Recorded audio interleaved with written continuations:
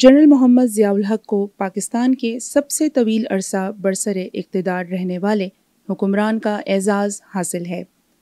وہ 12 اگست 1924 کو ہندوستان کے علاقے جالندھر میں ایک غریب کسان محمد اکبر کے گھر پیدا ہوئے۔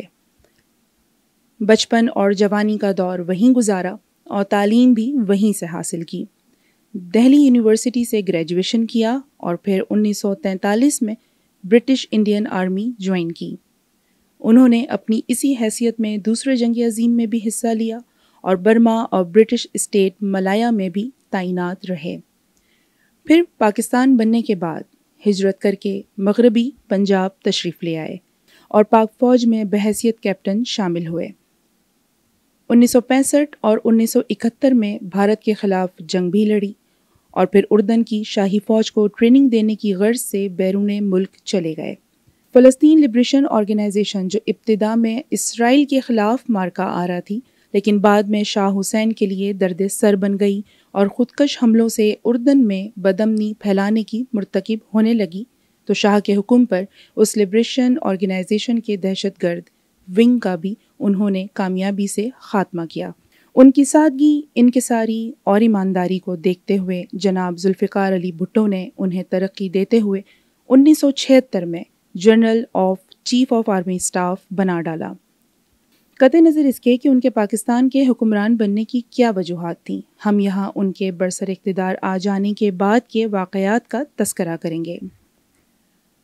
1978 میں جب سوویت یونین نے افغانستان پر قبضہ کرنا چاہا تو افغان عوام کی مدد کو فوراً کھڑے ہو گئے اور امریکہ اور سعودی عرب کی حمایت کے ساتھ ساتھ انہیں ہر طرح کی اخلاقی اور فوجی امداد بھی دی۔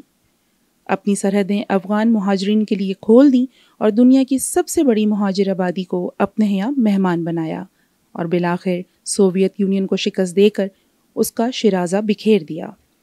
یہ ایک ایسا کارنامہ تھا جو صرف 8 سال کے قلیل عرصے میں ظہور پذیر ہوا۔ دنیا کی کوئی اور فوج اور حکومت جنرل ضیاء کی مدد کے بغیر یہ مارکا سر کر ہی نہیں سکتی تھی۔ ملک کے اندر شدید مخالفت کے باوجود جنرل ضیاء اپنے موقف پر ڈٹے رہے اور بالآخر سوویت یونین کو شکست فاش دینے میں نہ صرف کامیاب ہوئے بلکہ سرخرو بھی ہوئے۔ ان کا سب سے بڑا کارنامہ اپنے ملک میں اسلامی قوانین کی تشکیل و تدوین تھا۔ ان کے دور میں بیشتر اسلامی قوانین بنائے گئے۔ اسلامی شرعی عدالت اور قاضی عدالتوں کا قیام بھی انہی کے دور کا حصہ ہے۔ زنا بالجبر، توہین رسالت، ختم نبوت اور کئی دیگر اسلامی قوانین کے علاوہ زکوٰۃ عشر آرڈیننس، احترام رمضان آرڈیننس اور اس کے علاوہ مشہور و معروف حدود آرڈیننس بھی انہی کے دور میں بنائے گئے۔ پی ٹی وی کا قبلہ بھی انہوں نے ہی درست کیا اور خواتین میزبانوں کے لیے سر ڈھانپ کر میزبانی کرنے کا حکم بھی انہی کے دور میں جاری ہوا، جسے گرچہ ہمارے بہت سے لوگوں نے پسند نہیں کیا، لیکن ملک کو اسلامی ریاست بنانے کے لیے یہ نہایت ضروری تھا۔ نجی اور سرکاری دفتروں میں باجماعت نماز پڑھنے کا رواج بھی انہی کے دور سے شروع ہوا۔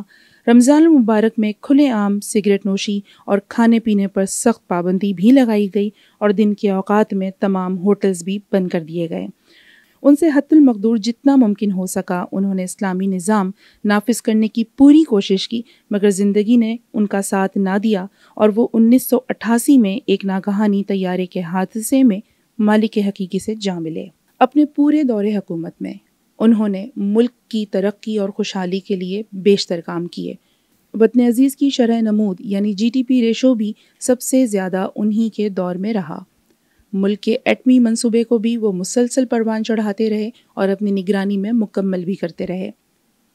ان کے دور میں ایک موقع ایسا بھی آیا جب ہندوستان نے اپنی فوجیں راجستھان کے سرحدی علاقوں میں اگلے مورچوں پر لگا دی اور خیال کیا جانے لگا کہ دونوں ممالک کے درمیان اب جنگ ہوئی کہ تب ہوئی، لیکن ایسے موقع پر ضیاء الحق نے وہ کام کیا جس پر ساری دنیا حیران رہ گئی۔ انہوں نے عین اس موقع پر جب جنگ کا بگل بجنے ہی والا تھا اپنا خصوصی فوجی طیارہ لے کر دہلی پہنچ گئے۔ وہاں ان دنوں جے پور میں پاکستانی کرکٹ ٹیم اپنا ٹیسٹ میچ کھیل رہی تھی۔ راجیو گاندھی کے جنگی جنون کو جس طرح انہوں نے زبردست ڈپلومیسی سے نمٹایا وہ بھی تاریخ کا ایک حصہ ہے۔ دہلی ایئرپورٹ پہ راجیو گاندھی انہیں ویلکم کرنے کو تیار نہ تھے، لیکن جس دوستی اور سمجھداری کا جنرل ضیاء نے ثبوت دیا تھا اس کے آگے وہ بھی ان کے استقبال کے لیے دہلی ایئرپورٹ آنے پر مجبور ہو گئے۔ ایئرپورٹ پر راجیو گاندھی نے بڑی ہی بے اعتنائی سے ان کا استقبال کیا اور ہاتھ ملانے کے بعد اپنے سیکرٹری سے کہا کہ جنرل صاحب کرکٹ میچ دیکھنے آئے ہیں، آپ ان کے ساتھ رہیے گا۔ لیکن صدر ضیاء نے جواب میں راجیو گاندھی سے کہا کہ یاد رکھیے مسٹر پرائم منسٹر، اگر پاک بھارت کی کوئی جنگ ہوئی تو ہو سکتا ہے کہ پاکستان تو مکمل طور پہ تباہ ہو جائے، لیکن مسلمان پھر بھی دنیا میں باقی رہیں گے، جبکہ بھارت کے تباہ ہونے کے بعد ساری دنیا سے ہندو ختم ہو جائیں گے، ایک بھی ہندو باقی نہیں رہے گا۔ اور ان کا یہ جواب سن کر وہاں پر موجود تمام افراد حیران و ششدر رہ گئے۔ یہ کہہ کر جنرل ضیاء کرکٹ میچ دیکھنے جے پور روانہ ہو گئے، اور ان کی اس کرکٹ ڈپلومیسی کا نتیجہ یہ نکلا کہ پھر راجیو گاندھی نے اپنی فوجیں سرحدوں سے واپس بلا لیں۔ جنرل ضیاء کے دور میں کشمیر کی جنگ آزادی کو بھی بہت تقویت ملی اور وہاں حریت پسندوں کو ایک نئی ہمت کا احساس ہوا۔ جنرل ضیاء نے بھارت سے مشرقی پاکستان کا قرض چکانے کی غرض سے سکھوں کی تحریک خالصتان کی بھی بہت مدد کی اور انہیں اپنی طرف سے مکمل اخلاقی مدد اور تعاون کا یقین دلایا۔ جنرل ضیاء 1950 میں شفق نامی خاتون سے رشتہ ازدواج میں منسلک ہو گئے اور ان سے ان کے 5 بچے، جن کے نام اعجاز الحق، انوار الحق، زین ضیاء، قرۃ العین اور ربینہ ہیں۔ وہ اپنی ایمانداری، سادگی اور متانت کی وجہ سے بہت مشہور تھے۔ ان کی ان صفات کے بنا پر ان کے دشمن بھی ان کے قائل اور معترف تھے۔ وہ 11 سال ملک کے بلا شرکت غیر ایک پاورفل حکمران رہے، لیکن ایک پیسے کی بھی کرپشن کبھی نہیں کی۔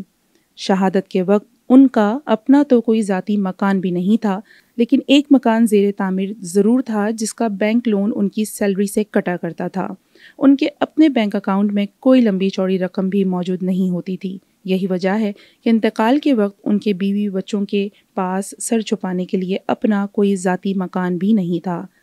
وہ جس سرکاری مکان میں رہائش پذیر تھے اسی میں اس وقت تک رہے جب تک کہ ان کا اپنا مکان تیار نہیں ہو گیا۔ ان کی دینداری اور دین اسلام سے محبت کی وجہ سے انہیں خانہ کعبہ میں ایک بار امامت کرانے کا شرف بھی حاصل ہوا۔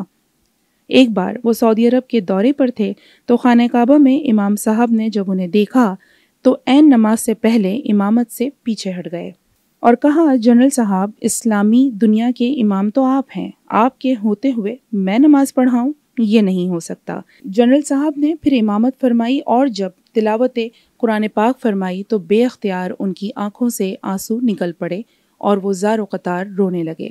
جنرل ضیاء وہ خوش نصیب شخص ہیں جنہیں ایک بار نہیں 2 بار روضہ رسول صلی اللہ علیہ وآلہ وسلم کے اندر جانے کا موقع ملا۔ پہلی بار وہ جب جانے لگے تو مدینے کے گورنر نے ان سے کہا کہ آپ اندر جائیں تو ہمیں بھی ساتھ لے جائیے گا، جس پر جنرل ضیاء نے کہا کہ آپ تو مدینہ کے گورنر ہیں، آپ کو بھلا اندر جانے سے کون روک سکتا ہے؟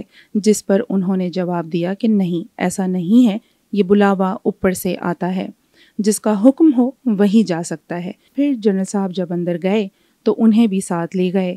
جنرل صاحب نے وہاں رو رو کر پاکستان اور ملت اسلامیہ کے لیے خوب دعائیں کی اور اپنی ٹوپی اور رومال سے روضے کی زمین صاف کی۔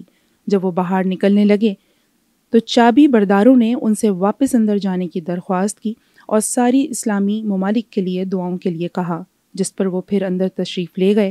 اس طرح انہیں ایک ہی روز میں 2 بار روضہ رسول صلی اللہ علیہ وآلہ وسلم کے سامنے جانے کا شرف حاصل ہوا، جو شاید ہی کسی اور حکمران کو نصیب ہوا ہو۔ 17 اگست 1988 کو وہ C-130 طیارے کے حادثے کا شکار ہو کر خالق حقیقی سے جا ملے۔ اس وقت ان کے ساتھ joint chief of staff general Akhtar عبد الرحمن اور بہت سے دوسرے سینئر فوجی افسران بھی شامل تھے۔ ان کے علاوہ امریکی سفیر آرنلڈ رافیل اور ملٹری اتاشی بریگیڈیئر جنرل ہاربرٹ ایم وسوم بھی شریک سفر تھے۔ جنرل صاحب کی شہادت کی خبر ساری دنیا میں جنگل کی آگ کی طرح پھیل گئی اور سب نے اس پر نہایت افسوس کا اظہار کیا۔ دنیا بھر سے 30 ممالک کے صدور اور سربراہان مملکت ذاتی طور پر تدفین میں شریک ہوئے، جن میں بنگلہ دیش، چائنا، مصر، ایران، ترکی اور انڈیا کے صدور شامل تھے۔ جبکہ متحدہ عرب امارات، سعودی عرب، اردن کے ولی عہد اور پرنس کریم آغا خان نے بھی خصوصی طور پر شرکت فرمائی۔ جنرل صاحب کو 19 اگست کو جمعے کے دن اسلام آباد کی جامع مسجد شاہ فیصل کے صحن میں مکمل فوجی اعزاز کے ساتھ سپرد خاک کیا گیا۔ انہیں 21 توپوں کی سلامی بھی دی گئی۔ پوری کارروائی کو ریڈیو اور پی ٹی وی پر براہ راست دکھایا بھی گیا۔ ان کے جنازے میں 12 لاکھ افراد نے شرکت کی، جو کہ ایک ریکارڈ ہے۔ دنیا بھر میں ان کے غائبانہ نماز جنازہ بھی پڑھائی گئیں، یہاں تک کہ پہلی بار حرم شریف میں بھی غائبانہ نماز جنازہ کا اہتمام ہوا۔ یہ اعزاز بھی آج تک کسی کو نصیب نہیں ہوا۔ اللہ تعالیٰ سے دعا ہے کہ وہ انہیں اپنی جوار رحمت میں جگہ دے اور ان کے درجات بلند کرے۔ آمین ثم آمین۔